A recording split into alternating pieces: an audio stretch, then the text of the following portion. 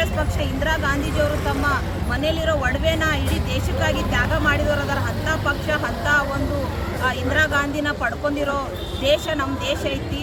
ನಾ ಈ ಒಂದು ಸಂದರ್ಭದಲ್ಲಿ ಏನು ಹೇಳ್ತೀನಿ ಅಂದ್ರೆ, ಮಾನ್ಯ ಮೋದಿಜಿಯವರು ಏನೇನೋ ಹೇಳಿ ಜನಗಳಿಗೆ ನೀವು ಮೊದಲು ಮಾಡಿರೋ ಮೋಸದ ಬಗ್ಗೆ ಮಾತಾಡ್ರಿ. ನೀವು 15 ಲಕ್ಷ ರೂಪಾಯಿ ಹಾಕ್ತೀನಂದ್ರಿ, ಅದ್ರ ಬಗ್ಗೆ ಮಾತಾಡಿಲ್ಲ. ಜನಗಳಿಗೆ ಅನುಕೂಲ ಮಾಡ್ಕೊಡ್ತೀನಿ ಅಂದಿರಿ, ಅದ್ರ ಬಗ್ಗೆ ಮಾತಾಡಿಲ್ಲ. ನೀವು ಅದ್ರ ಬಗ್ಗೆ ಮಾತಾಡ್ರಿ. ನೀವು ಏನು ಅಭಿವೃದ್ಧಿ ಮಾಡಿರಿ ಅದ್ರ ಬಗ್ಗೆ ಮಾತಾಡ್ರಿ.